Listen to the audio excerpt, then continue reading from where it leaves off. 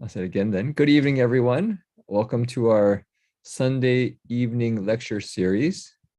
Tonight is February 6, 2022, and we're fortunate to have Dr. Tom Brocher, who will be speaking about why earthquakes happen and how to prepare for them.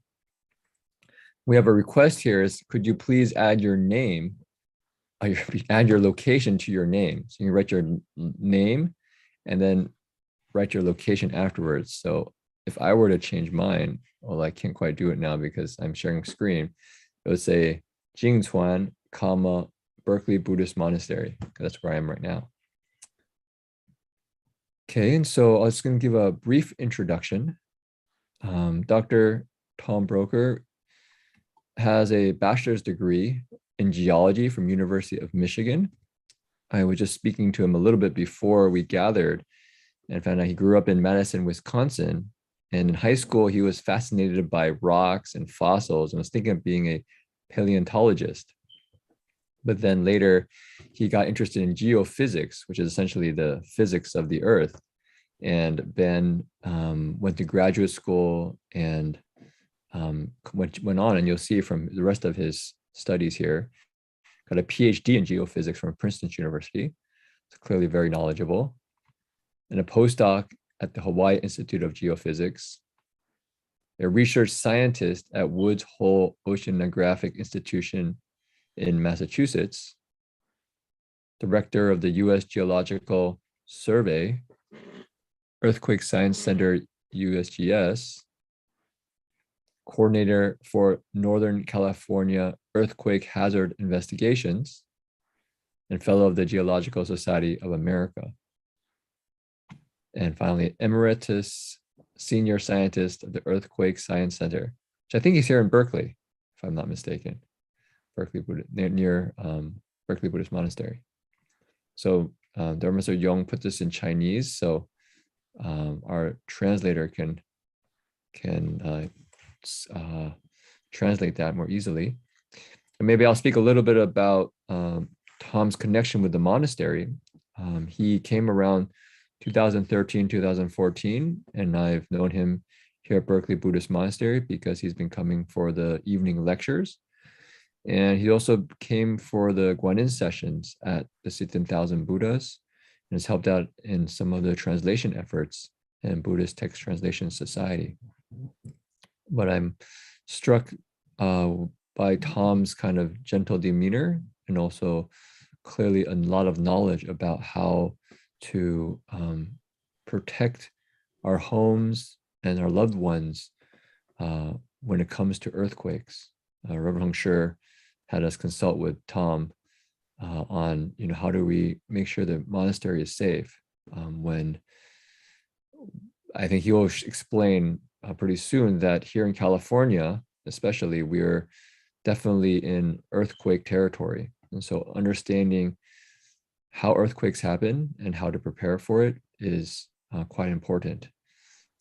Okay, so maybe I'll just say that much and I'll invite Tom to please share his screen and also speak.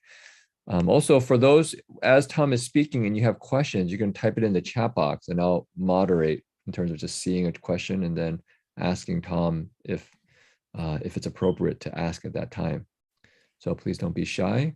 But we might not get to everyone's questions because it's the time. We'll be finishing at 8:30.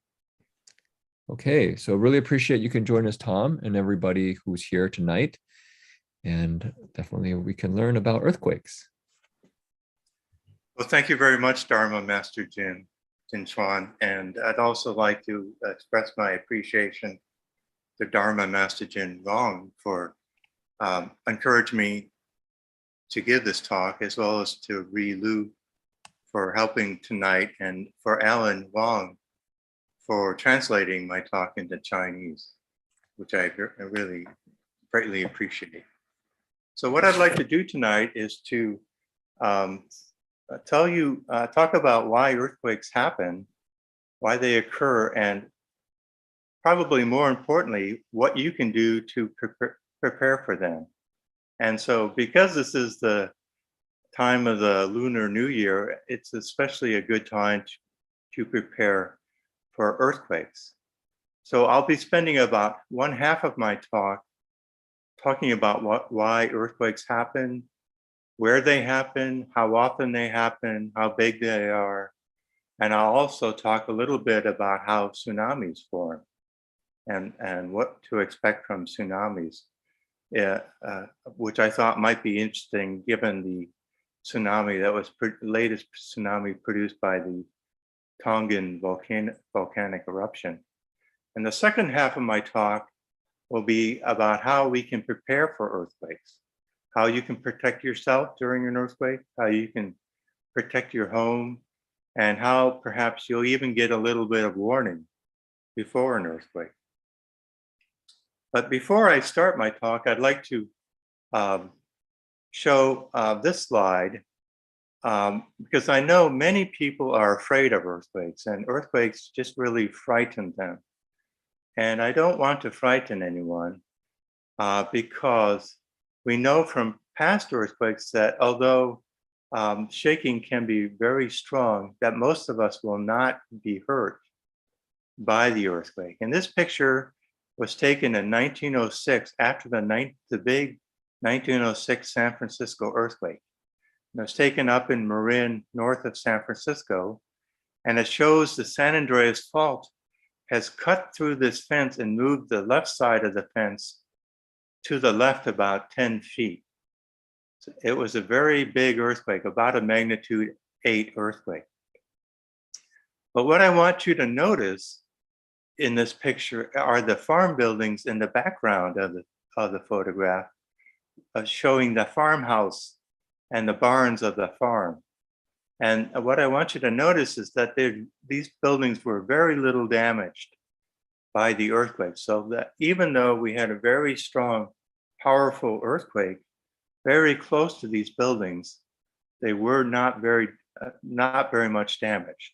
So that's an explanation why most of us will not be hurt during the coming earthquakes. So what I hope to give you is a little more, some suggestions about what you can do to protect yourself, to help make sure that you're not hurt.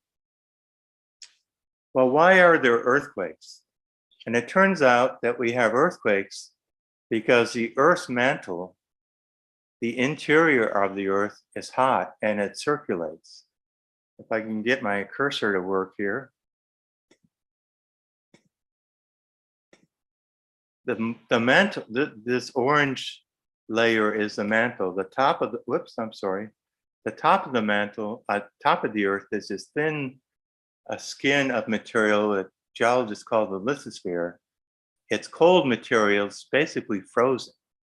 It's very hard and rigid, but the mantle is very soft, and down at the bottom of the mantle, it's hotter than at the top of the mantle. So the material in the lower mantle gets hot, and so it rises like a hot air balloon, and it rises up through the mantle, and spreads to the left. And now it's at the top of the mantle, and so it gets colder and colder, and it's like a hot air balloon where the air is getting colder and colder, so that mantle begins to sink down back into the mantle. So we have this circulation within the mantle, and we have the circulation going on in the other side in the opposite direction. We have warm mantle here. It rises like a hot air balloon, moves to the side, gets colder, and then sinks back down. Now let's look at the lithosphere that is riding on top of the mantle, Earth's mantle. Again, it's very thin, and where this material is coming up, it gets split apart into two pieces. One piece goes to the left, the other piece goes to the right. Now let's look at this piece that goes to the left. As it moves away from this ridge, I'm sorry, I keep pressing the wrong button. The lithosphere gets older and older and colder and colder and heavier and heavier. And like a hot air balloon that's losing its hot air, it begins to sink, and it sinks back into the mantle. And the place where it does that usually has big bathymetric trench along it.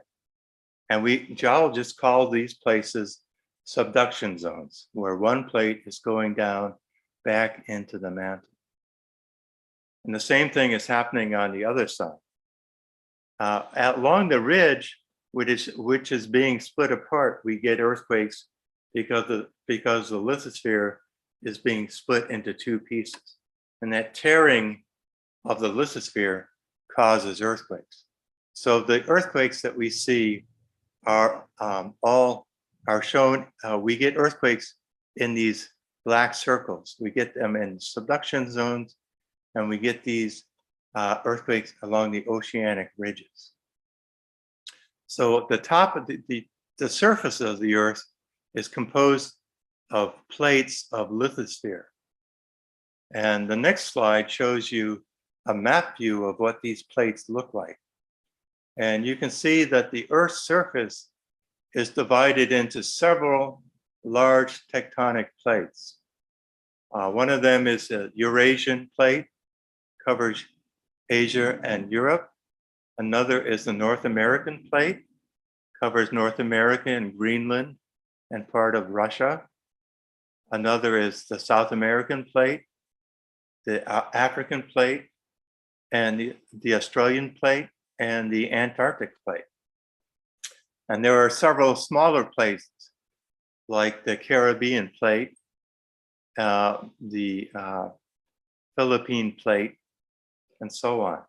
Now, these boundaries in the ocean between the plates, these are the mid-ocean ridges where the lithosphere is being split into two pieces. And you can see that all going all through the oceans. And a big oceanic ridge goes up the Atlantic Ocean between the continents. You can trace it along there. So these are places where the lithosphere is being split into two. Now, the subduction zones are other places where we have earthquakes, and there's a big subduction. The Pacific plate, you can see, is a very large plate, and it's subducting beneath Alaska, beneath the Kuril Peninsula in Russia, and in Japan, the Marianas Islands, in Vanuatu and the Tongan trench. There's a trench along the west coast of South America. So these are places where we get subduction zone earthquakes. And I want to spend a couple more minutes to talk about subduction zone earthquakes. But before that, I want to explain that. So we have these large tectonic plates that cover the Earth's surfaces. And the important thing to note is that these plates are moving. And it's because they're moving that they're playing, they're sort of like bumper cars, and they're constantly hitting each other, or they're sliding past each other. And when they hit each other and they slide past each other, that causes earthquakes, and it forms mountains over millions of years. And a really good example of this process of tectonic plates hitting each other is represented by the collision of India with the southern part of Eurasia. So the slide on the figure on the left shows you where India was located about 70 million years ago. And now, of course, it's located here. And these colors show different times in millions of years. So these plates are moving at very slow rates, about the rate that our fingernails grow, about 3 inches a year or 7 centimeters per year, something like that. But if we have enough geologic time, over 70 million years, we can, the Indian continent has moved something like 4,000 kilometers or 2,500 miles. So over geologic times, the continents can move long distances. And so they have many opportunities to hit other continents and cause earthquakes.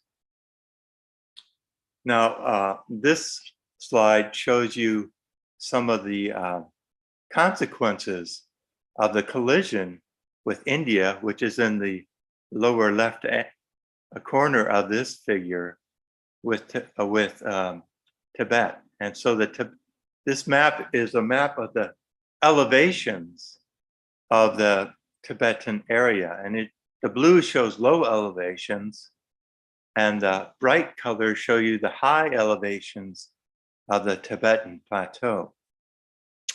And what I want to point out in this figure is that here we have the Indian plate colliding with Eurasia, that's what's forming the high elevations in the Tibetan plateau.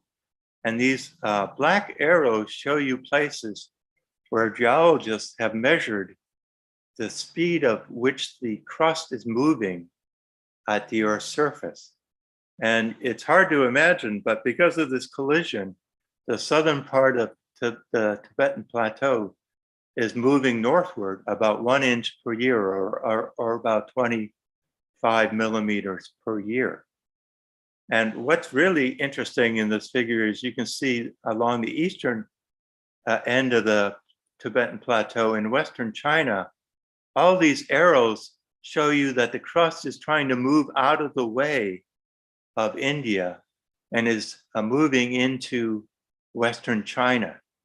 So this movement of the crust in Western China is what causes most of the earthquakes in Western China. And that is why China has so many earthquakes. It is the crust in Western China is trying to move away from this collision zone between India and Eurasia. So this map shows you a map of the world in which the only thing really shown on this map are the little black dots, which are the earthquakes that scientists have measured in the past 50 years or so. And you can see little lines of earthquakes in the ocean, and these are the oceanic spreading centers where the lithosphere is being split into two pieces by the upwelling mantle. And you can trace these oceanic spreading centers all through the oceans, the Indian Ocean, up into Africa, around Africa, into the Atlantic Ocean, and so on. But you see, there are many more earthquakes that are along the subduction zone between the place where the Pacific plate is going down underneath the other plates, along Alaska, in the Kuril Peninsula, Japan, the Marianas. You can see these broad zones of earthquakes, and these are the subduction zones. There's a subduction zone, along the Mexico, and you can see one along South America. Now, the other thing to notice is that the earthquakes are almost all the earthquakes are happening along the plate boundaries.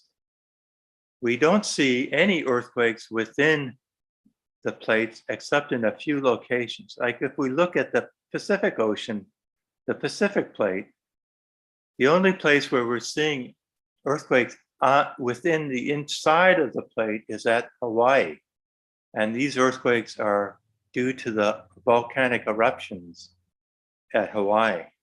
But if you look at, say, Australia, where Reverend Hong Shur is right now, there are very few earthquakes because it's in the middle of a plate. Likewise, Africa, most of Africa has very few earthquakes. So the earthquakes are pretty much all concentrated along the plate boundaries. So the reason we have, the reason we have earthquakes is that these tectonic plates are moving and smashing into each other, and one plate is going down underneath another plate, or the lithosphere is being pulled apart into two plates. Let's focus a little bit on what geologists call the Pacific Ring of Fire. And again, this is a map view showing you the Pacific Ocean in the middle, North America to the right, China to the left. And again, the dots are the earthquakes. The red lines here are the plate boundaries. So here, geologists have mapped in the plate boundaries so you can see where the plates are. And again, you can notice that the earthquakes are happening where there are plate boundaries. But one reason to focus on the Ring of Fire is that it's where most of the Earth's earthquakes happen. And it's also where many of the Earth's volcanoes happen. And I'll show you why those happen in the same places in the next 1 or 2 slides. But this shows you that all the west coast, the west coast of North America, Alaska, the Kuril Islands, Japan, the Philippines, Indonesia, the Himalaya, these are all collision zones. And that's why we have many earthquakes. So if we live near one of these plate boundaries, we can expect to have many earthquakes. So let's talk a little bit about what subduction zones are, because they are important because they cause the largest earthquakes in the world. So again, subduction zones are where the lithosphere, the thin, cold part of the Earth at the top of the Earth is getting older and older, colder and colder, and heavier, and eventually it sinks back down into the mantle. And up against that, we have another plate. And so these two plates are, because they're moving, they're constantly rubbing each other against each other. And that's what's causing earthquakes.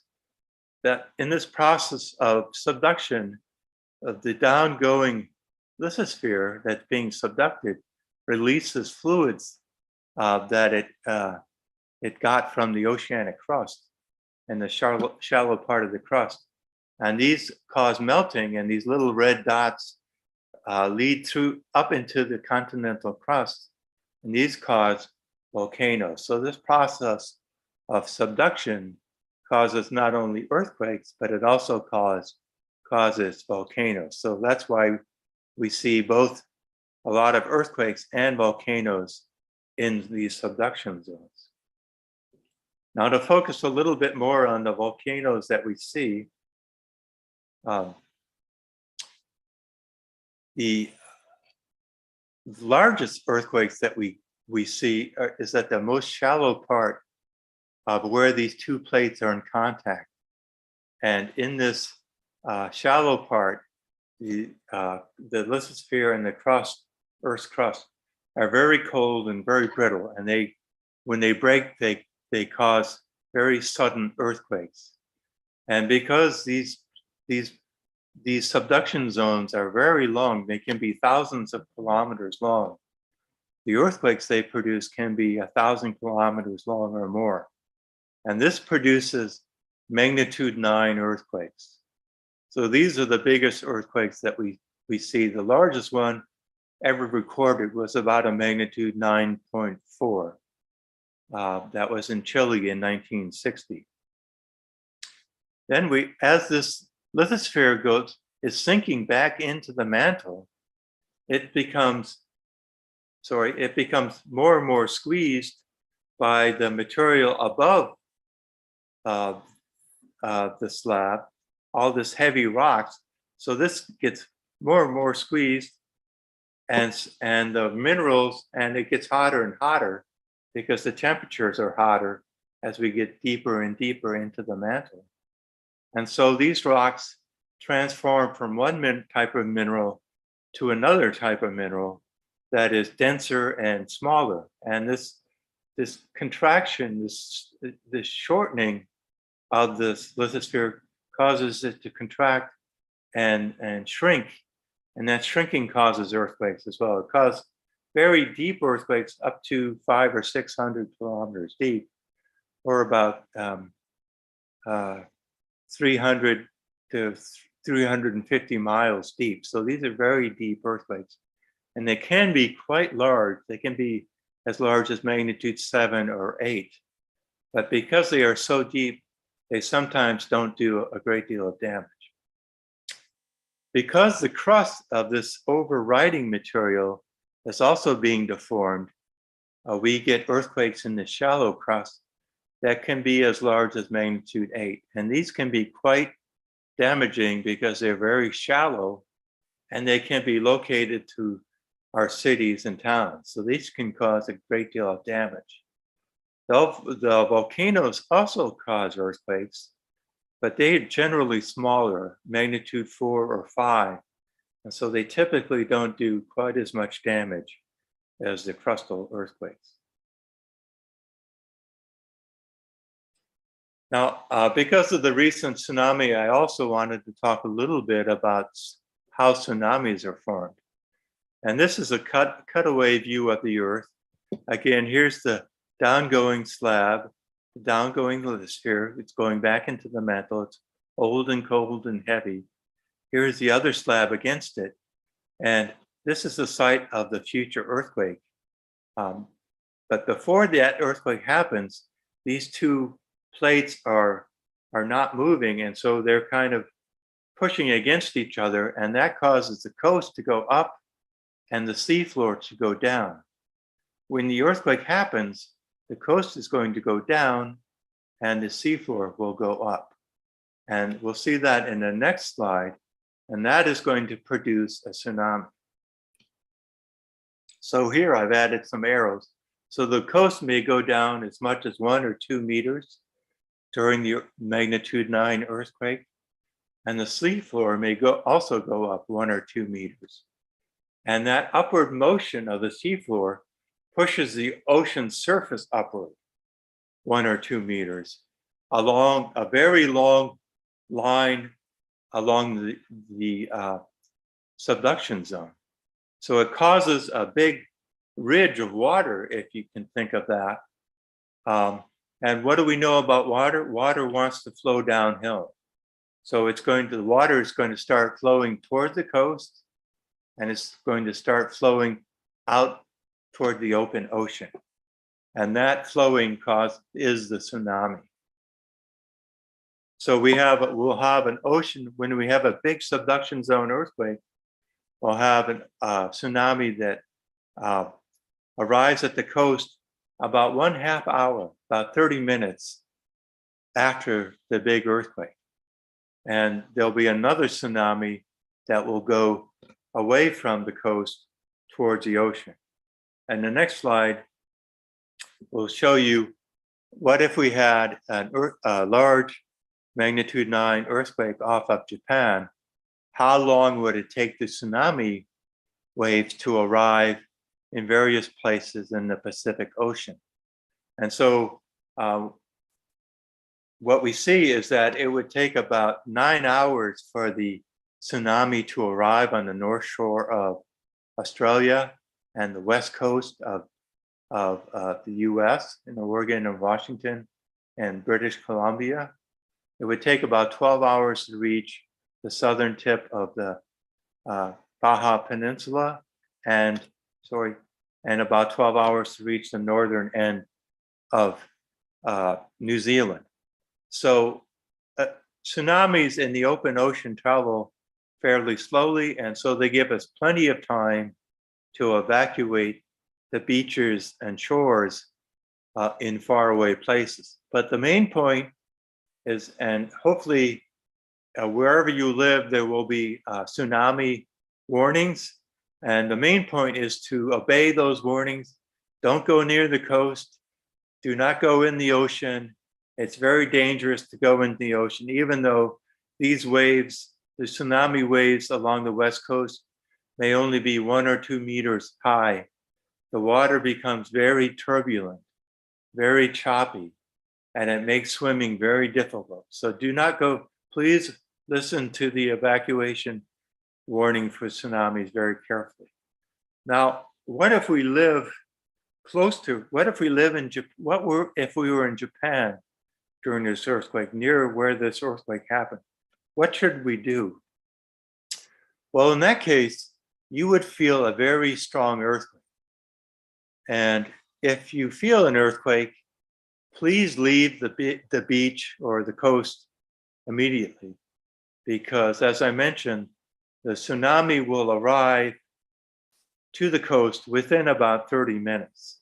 So you please drop whatever you're doing and leave the beach, go uphill and get away from the coastline and climb a hill, at least a small hill, if possible, to make sure that you are at least 10 meters above the coastline and more if possible. So please, in the case, if you're at the beach, if you're ever at a beach and you feel an earthquake, please leave the beach and the coast immediately and go to higher ground. So let's move on and talk about earthquakes in California. So again, in California, what is happening in terms of the plates is that the Pacific plate and the North America plate are moving past each other in kind of a northwest, southeast direction. And they're moving more or less side to side. And so the major earthquake faults in most of California allow the plate to move side to side. The material on either side of the plate moves side to side. It doesn't go up and down very much. It's more or less side to side. Now, this colored line that you see here, this thick colored line, shows you the location of the San Andreas Fault, which is the major earthquake fault in California. And the colored patches show you the places that last ruptured to produce very large magnitude 8 earthquakes. So this light blue patch shows you the location of the 1906 earthquake, which extended from Cape Mendocino all the way down south to San Juan Bautista. And that was 1906, and that was the earthquake that damaged San Francisco back in 1906 and caused the fire. Then there was an earthquake in central Southern California in 1857. And then there was a prehistoric earthquake that geologists have studied at about 1680. So in the past 340 years or so, we have had 3 large magnitude earthquakes on the San Andreas Fault.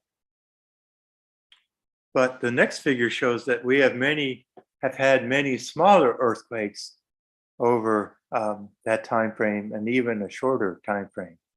Now, in addition to the side-to-side motion that I talked about in the previous slide, up in the very northern part of California, we have a little piece of the subduction zone that goes from Northern California through Oregon, Washington, and up to Vancouver Island. So it's a long subduction zone, and it had a magnitude 9 earthquake in 1700, about 300 years ago. And in this location, the plates of the earth are moving more or less east to west and compressing squeezing each other. And the Pacific plate is going down underneath California. And that causes a lot of earthquakes that you can see up here. Now down in the San Francisco Bay Area and Los Angeles, we have a lot of earthquakes. We have had a lot of earthquakes since 1769. The red colors are the oldest earthquakes. The blue colors happened starting about 1870 to 1930, and the green shows you the most recent earthquakes. And the bigger the dots here, the bigger the earthquake. So we can see that there's been a lot of earthquakes in the Los Angeles area, a lot of earthquakes in the Southern California, Northern Mexico, a lot of earthquakes in the San Francisco area. But there's also been earthquakes near Lake Tahoe, up in here, and in the eastern part of the desert California desert near the border with Nevada. So how often do these large earthquakes occur in California? Well, we get a fairly large magnitude 7 or a magnitude 7.9 earthquake in California about every 15 years. Luckily, most of these are located in places that do not do a lot of damage. Some of them are offshore, Northern California, or in the middle of a desert. But some of them, like those along the San Andreas Fault that I showed you, have done a lot of damage. Now, the magnitude 6, the 6.9 earthquakes are about 10 times smaller. And we generally have about 10 times as many of those. So we get one of these smaller earthquakes about every 7 years or so. And this is the size of the earthquake that happened in the 1989 Loma Prieta earthquake in the Bay Area, San Francisco Bay Area, or the Northridge earthquake that happened in 1994 in Southern California. And then the magnitude 5 to 5.9 earthquakes are 10 times smaller than these magnitude 6 to 6.9 earthquakes. And these happen about every 5 years or so apart. So they happen fairly commonly. Of course, the smaller the earthquake, the less damage it will do. But a magnitude 5.9 earthquake, if it's located near you, may cause some damage. So why do we get so many earthquakes in the San Francisco area? This is a map view of the San Francisco Bay Area. I hope you can see San Francisco Bay here, San Francisco here, Oakland, Berkeley, San Jose. These big, thick, colored lines are the locations of the earthquake faults that geologists have determined in the past 30 years or so. And each of these has a likelihood of causing an earthquake in the next 30 years. The most likely earthquake fault to produce an earthquake is the Hayward Fault in the East Bay near, unfortunately, it's close to BBM,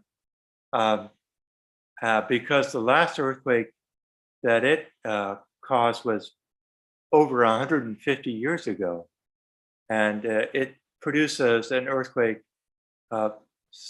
close to that interval, somewhere around 160 years, perhaps, on average.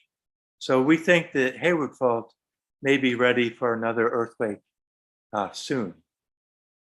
But if we look at all these faults, and then we have the San Andreas Fault that we've mentioned, and this shows you the location, and it shows you how close it is to the San Francisco and why it caused so much damage there.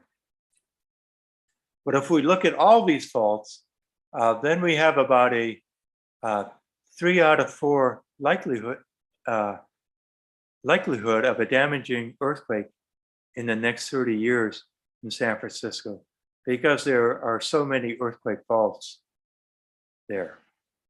If we look in Southern California, and again, we have the side-to-side motion caused by the movement between the North America and Pacific plate, we also can see many, many red lines, which are the earthquake faults. And this big, long earthquake fault here, this is the San Andreas Fault. But we can see many other faults, the Santa Monica Fault, the Newport, Inglewood Fault, Long Beach Fault, and so on. So there are many, many earthquake faults in the Los Angeles area. And altogether, they lead to a similar estimate of the likelihood of a damaging earthquake in the next 30 years of about a 3 out of 4 chance. So very high chance of a damaging earthquake sometime in the next 30 years in both of these locations. And in this case, these big circles, different colored circles, show you where earthquakes have happened in the past. So one thing we haven't talked too much about yet is that what the damage is that earthquakes can cause. And so we know from past earthquakes that the strong shaking can damage buildings and cause injuries. It can cause landslides, which can block roads and make it difficult to travel after an earthquake. The strong shaking may break power poles and break gas pipes, so we may lose electricity and gas. The strong shaking can also cause some gas pipes to break and cause house fires. It can break water pipes and lead to businesses to close, so there may be water and food shortages. It can break sewer pipes. The damage to buildings can trap people inside the buildings and in elevators. And because houses may be damaged, there may be people who need help with housing after the earthquake. And another point that I'd like to remind you of is that after large earthquakes, we expect to see many, many aftershocks. There will be hundreds, thousands of aftershocks, and some of these aftershocks will be very large. They may be magnitude 5 or 6, so they could also cause a little bit of damage by themselves. So we expect aftershocks to start right after large earthquakes. So in the rest of my talk, I want to talk about, okay, these are the things that can happen, but we can prepare for earthquakes. So let's talk about how we can do that. So we're going to talk about how you can protect yourself during an earthquake. We're going to talk about how you can protect your home and how you can hopefully get a little bit of warning about an earthquake before the earthquake comes to you.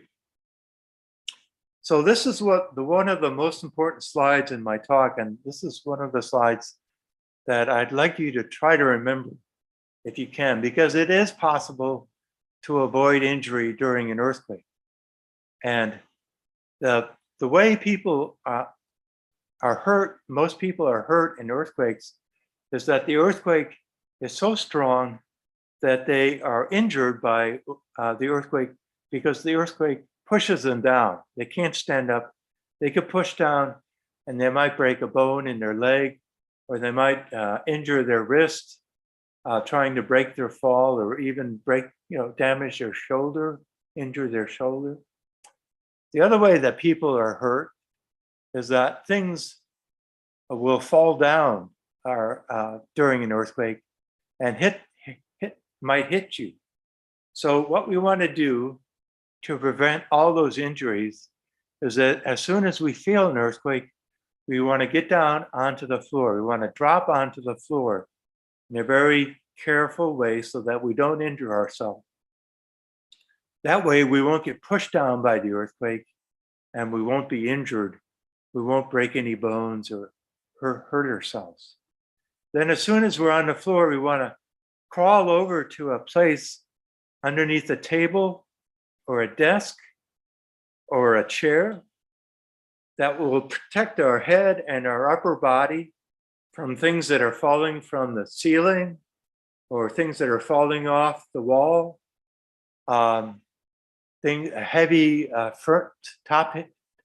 furniture that might fall over. So we want to protect ourselves. And because the earthquake is a strong earthquake, the furniture will want to move around the room. And so you want to hold on to that table or to that desk or to that chair to make sure that it's covering you and giving you protection from things that are falling down from the ceiling or from the walls. So we call that drop, cover, and hold. Drop, cover, and hold. So that's the way to remember those 3 steps. Now, we can also, before the earthquake happens, we can protect ourselves and our homes by making our homes stronger, retrofitting our homes before the earthquake. And this is particularly helpful if we have an older home that's built before about 1985. After that, the homes, especially in California, were built to laws that required them to be strong to protect them from earthquakes. But older homes do not have the same type of laws, and so they may be damaged in an earthquake. But we can make them stronger, and that will help protect them from damage. And I want to tell you a story about a person who bought two homes in Santa Cruz, identical homes, basically side by side, built at the same time, built by the same builder, built with the same materials. So basically identical homes. And the person had strengthened one of the homes and was just about to strengthen the other home.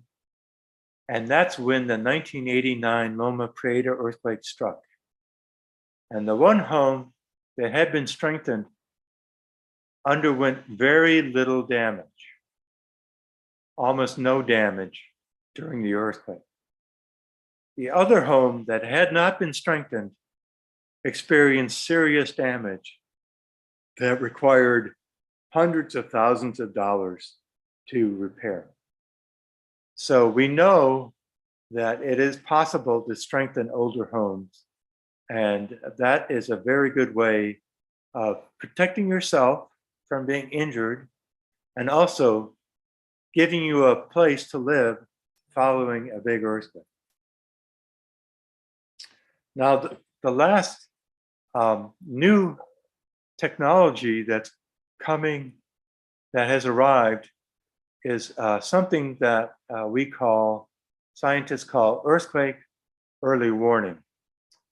And this is a technology based on the fact that when an earthquake strikes, if you look down in the lower left-hand side, an earthquake has happened down here along an earthquake fault.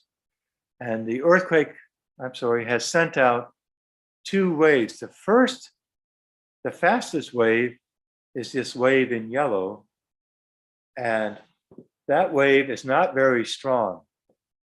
But we can locate, if we have a lot of earthquake sensors on the surface of the earth, maybe every 15 kilometers or so apart, every 10 miles or so apart, we can detect where the earthquake happened, we can detect where it happened, and we can estimate the size of the earthquake. And so that we can send that information in front of the earthquake electronically before the second wave, which is slower and much more damaging, arrives. So it's based on the fact that the earthquake has happened. So we're not going to get days of warning. We're not going to get hours of warning, perhaps not even minutes of warning, but we can get several seconds of warning. And I'll talk about exactly how much warning we might get in the next few slides. So that's the technology. If we have a lot of earthquake sensors on the Earth's surface, on the ground, we can locate an earthquake quickly and then broadcast that information to cities. Earthquake early warning is now available along the entire west coast of the US, California, Oregon, and Washington. It's also available in parts in the west coast of Mexico, and I believe it's coming, if it hasn't already come to Western Canada. It's also coming or will come soon to the west coast of South America. It's come to Asia. It's been used for several years in Japan. It's also been developed in Taiwan and China and in India. It's being developed in New Zealand and in Europe as well. So it's a technology that is either in use or will be coming soon. So if you're in the US, you can expect to be on the West Coast. You will be able to use it right now. And in the US, it's available on, if you have an iPhone, you go to the App Store and you look for the MyShake application and you download that. If you have an Android phone, it already comes preloaded on your Android phone. So if you have a fairly recent phone, it may already be loaded on your phone. So basically it's an app on your phone. It will come up when there's an earthquake and it will tell you how many seconds or how much time you have before you can expect to feel a strong earthquake or an earthquake. And the app is called MyShake. Now, how much warning will I get? Well, let's suppose that the poor monks at BBM have had an earthquake right underneath them on the Hayward Fault. So they will get no warning time at all, unfortunately, because there's not enough time difference between the fast and the slow waves. So we can't give them any warning. But for the folks who are in Burlingame, they would get about 5 seconds of warning. And if the folks in Palo Alto would get about 10 seconds warning. And the monastery down in San Jose would get about 15 seconds warning. So this is not a great deal of time, of course, but it's certainly enough time for you to find a good place to drop onto the floor, cover yourself with a table or a desk or a chair, and hold on to that. So you can protect yourself from being injured from the earthquake. So that's one of the primary uses of earthquake or early warning, is to give you a little extra time so you can be well protected during the earthquake. But there are other uses for systems that are already automated. So for instance, BART uses earthquake early warning to slow down BART trains. So if there's an earthquake detected, BART can slow down trains about 30 miles per hour in 10 seconds. So they automatically slow down trains whenever there's a detected earthquake above a certain magnitude. So that happens already. Fire stations can automatically open up fire doors so that otherwise sometimes the fire doors can get stuck or jammed by the earthquake waves. So if the doors can be opened before the earthquake strikes, then the fire trucks can easily leave the fire stations and allow them to respond immediately after the earthquake. So let's talk about, we've touched on some of these steps we can take before the next earthquake to prepare for it. So step one is to make sure that we make where we live or where we spend our time is more secure. So that means attaching top-heavy, very tall bookcases or top-heavy things such as hot water heaters. We want to make sure that those are very well attached to the wall so that they do not fall down during an earthquake and injure us. Before the earthquake, we want to have a discussion with our family and our friends and our neighbors. And we want to talk about how we will respond after an earthquake, where we will meet each other in case our house is damaged. If we can't get into our house, we'll meet across the street or we'll meet at such and such a building a few blocks away. Just talk about how you will reconnect with your family and your neighbors and your loved ones after an earthquake.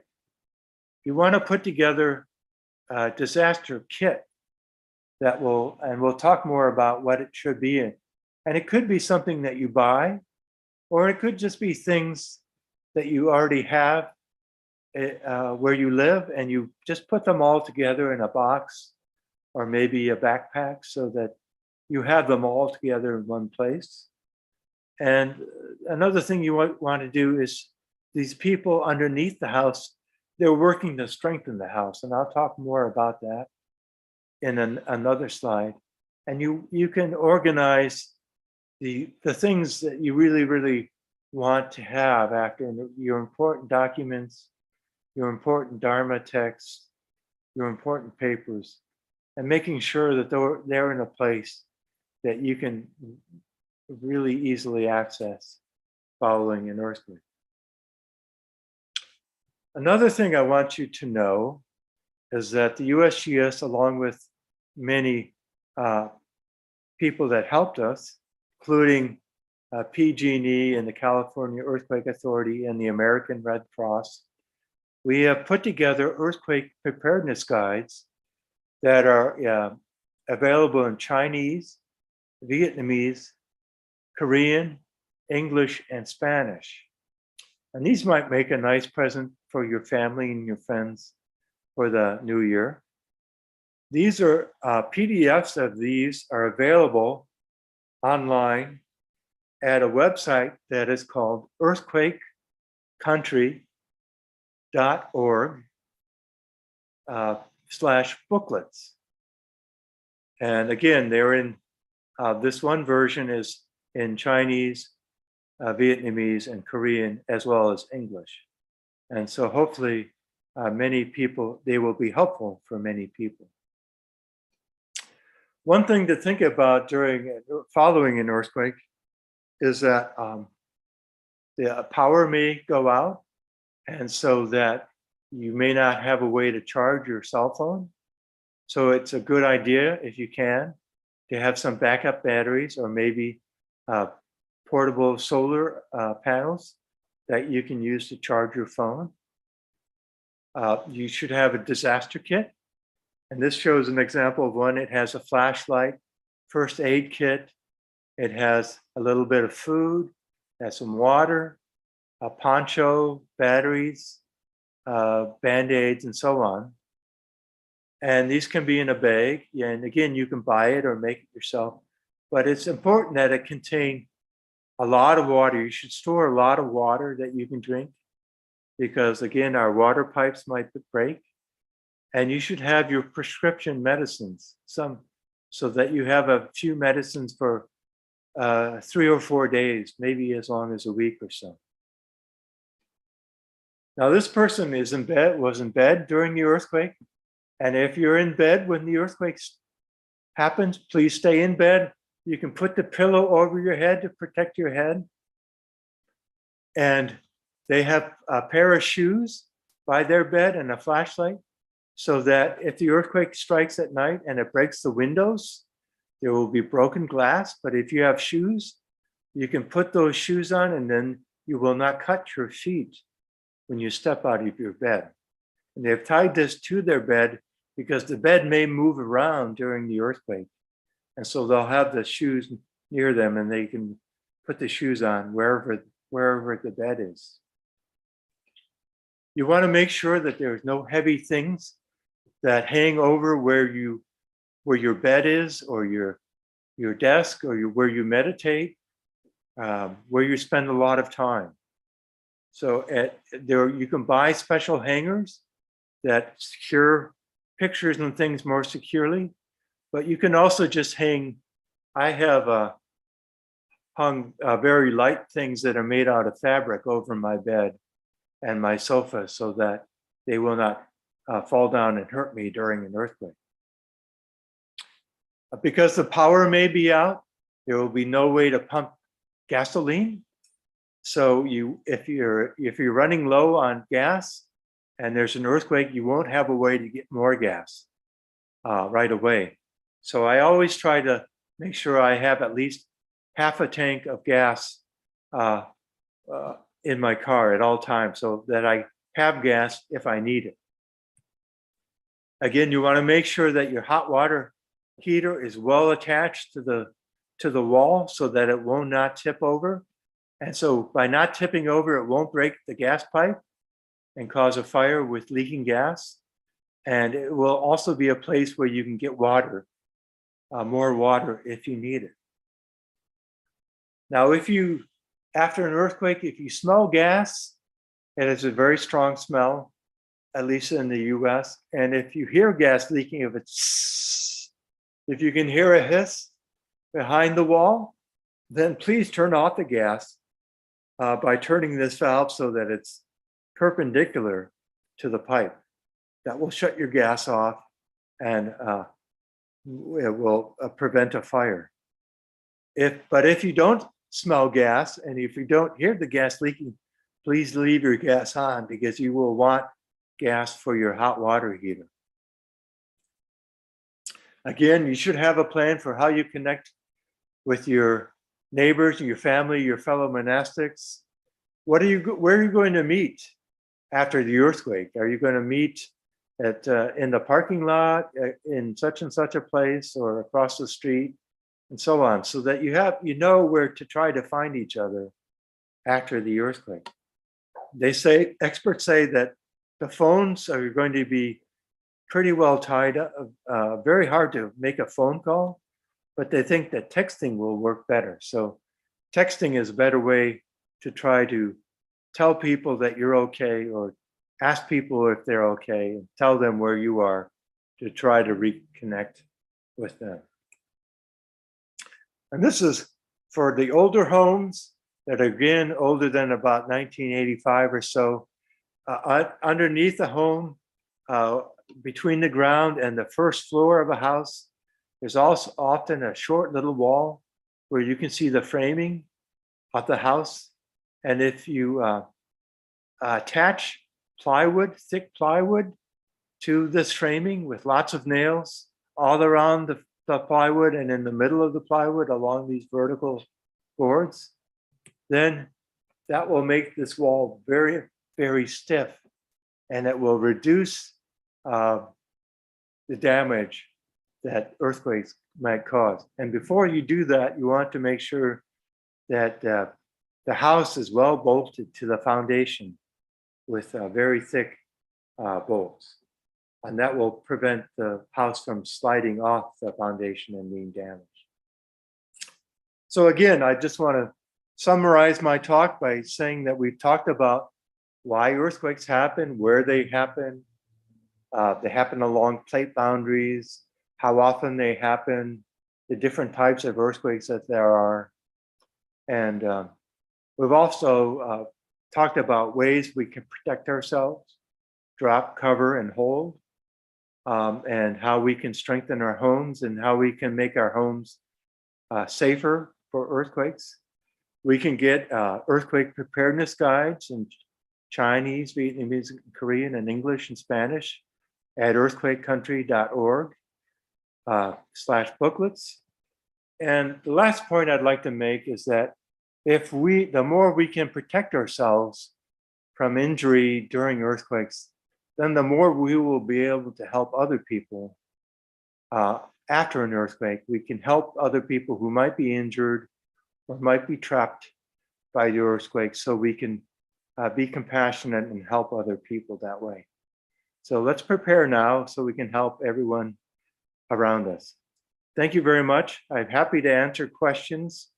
If we don't get to all your questions now, please send me an email at tmbrocher@gmail.com, and I'll be happy to answer your question later. Okay, great. So we're pretty much at time, but maybe we can take one question if somebody has a question. If not, we can finish. Okay, as people are thinking, I can make a little bit of an announcement for the next talk. This is from Dharma Master Yong. He sent me. It seems to be quite interesting. February 13th, Sunday, 7:30 to 8:30, same as this time. Dr. Ron Epstein, who was actually the first Western disciple of Master Hua. So you would say has definitely a lot of history with the RBA. Is going to talk about Does the coronavirus have the Buddha nature? Or do coronaviruses have the Buddha nature? Okay. And other Buddhist queries about our high-tech world. Oh, very interesting. I wonder, does the coronavirus have a Buddha nature? Can the coronavirus get enlightened? So the link, I think, is the same. You'll see here. So if you would like to join, and I'll leave that up for a little bit more. So if you're interested in coming. Dharma Master, there's one or two questions on that chat. Oh, great. Let me see it now here. Can you explain why some earthquakes is shaking up and down while some are shaking back and forth? So I'll stop sharing now. Yeah, so in California, as I mentioned, a lot of along the San Andreas Fault, the movement is side to side. The earthquakes basically move north and south, side to side. So that's why most of the shaking is related to that side to side movement of the earthquake fault. But especially in subduction zones, a lot of the faults actually do move material up and down. And so that's where we can get much more vertical up and down kind of motion during an earthquake. That's one of the reasons. There are additional reasons, but they are a little more technical. So I think I'll stick with that one. The second question is, since aftershocks are common after earthquakes, is it also common for another tsunami to follow the initial tsunami? Yeah, that's a good point. The tsunami are generally more than one wave. Tsunamis usually come as many as 10 or 20 tsunami waves are caused at the same time. And they can come over many hours. So sometimes we'll see in very large earthquakes, we'll see large tsunamis come repeatedly over about 12 hours or so. So one needs to stay away from the coast for a long time before one's given the all clear signal to go back to the coast. But you should expect to have to evacuate the coast for as many as 12 hours, possibly more. Next question is, do earthquakes have anything to do with the gravitation between galaxies, or such as several stars or moon tides? Yeah, there's been some research on what causes earthquakes. And there are probably many things that can trigger earthquakes, in the sense that just before an earthquake happens, there is the fault has reached a state of stress so that it's basically ready to have an earthquake anytime, and it just needs a tiny little trigger. So it could potentially be tides, but it's generally not the tides, it's just increasing stress within the earth that causes the earthquake. Now, one thing we know that does cause earthquakes is that other earthquakes cause earthquakes. And so we see this in very large earthquakes, is that they can trigger other earthquakes at great distances away from that earthquake. And the other thing that causes earthquakes can be, we have seen cases where volcanic eruptions have triggered earthquakes, and earthquakes have triggered volcanic eruptions. Okay. Any more questions? Looks like we don't have too many more questions. I don't know if this might be a little bit more of a, how would I say, out of your area of research. But I don't know if you've heard the story when Master Hua, I think it was in the late 60s, early 70s, said he wouldn't allow the earth to quake in San Francisco. I don't know if you've ever heard that story before. That story. I don't know if you have any thoughts about that, given your background in earthquake studies. Well, that's an interesting idea. All I know is that we do have a history, we have a history of earthquakes.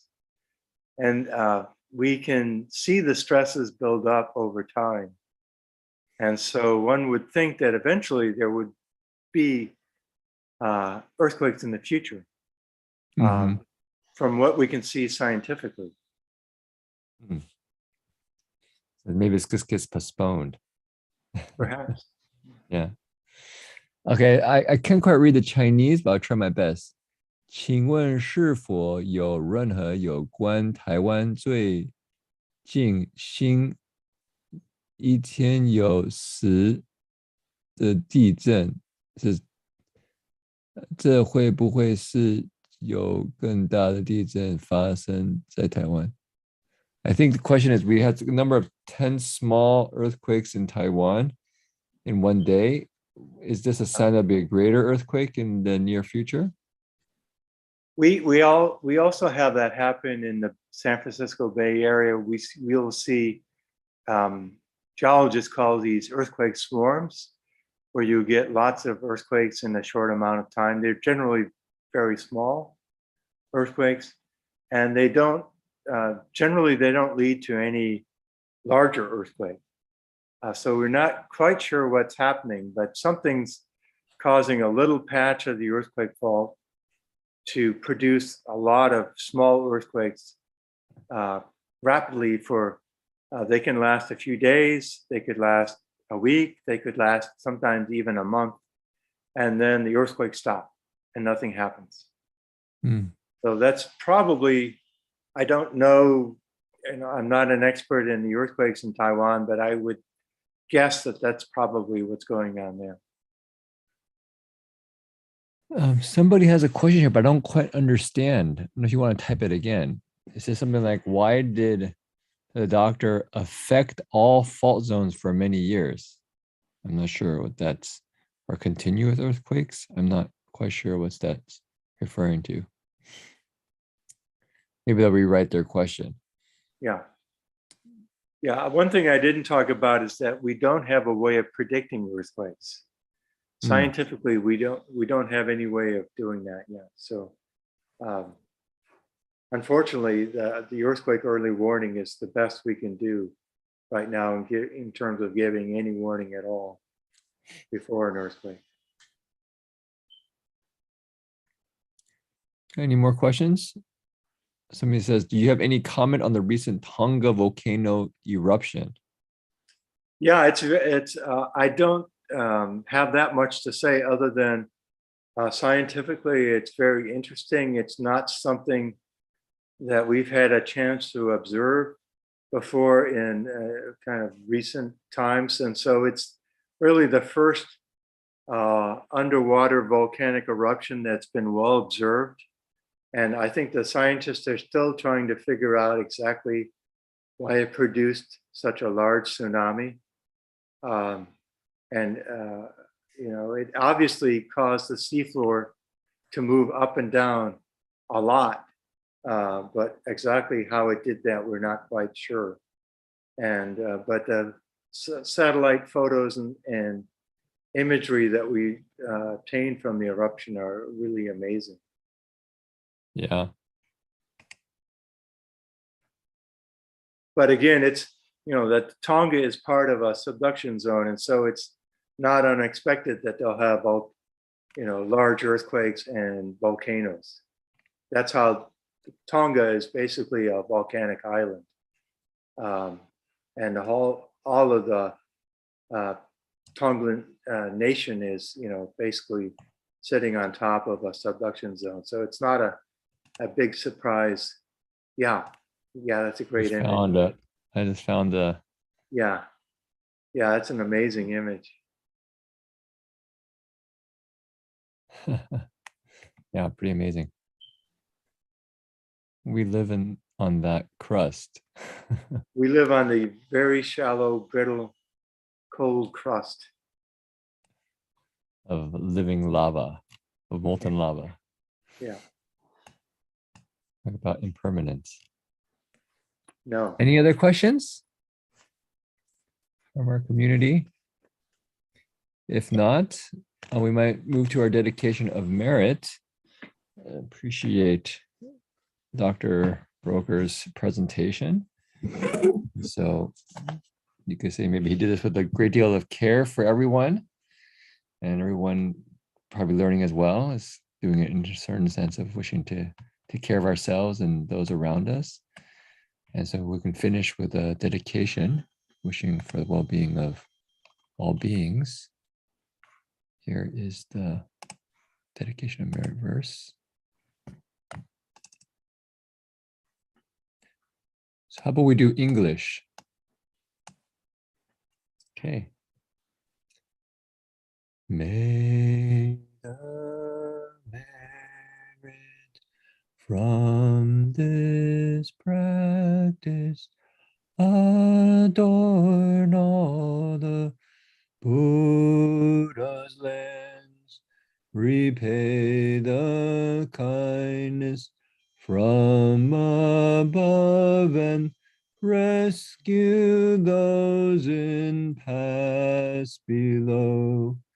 May all who see or hear of this resolve upon awakening, and when this body meets its end, be born together in the land of bliss. 3 bows. First bow, second bow, third bow. Bow in respect to the Venerable Master. First bow, second bow, third bow. Okay. So hope people can join next week's lecture with Dr. Ron Epstein. Should be interesting. And otherwise, wish you a good evening or a good morning or afternoon, depending on where you are in the world. And I think that will conclude for tonight. Again, appreciate your sharing, Tom. Amitofo. Amitofo. I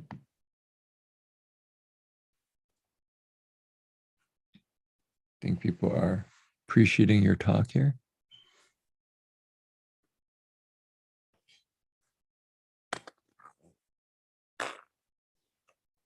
Have you looked at all into the earthquakes written in the Buddhist sutras? There's all these descriptions of earthquakes, of different kinds of earthquakes, that the earthquake moves up and down, left and right, or rolling, and these kind of things. Yeah.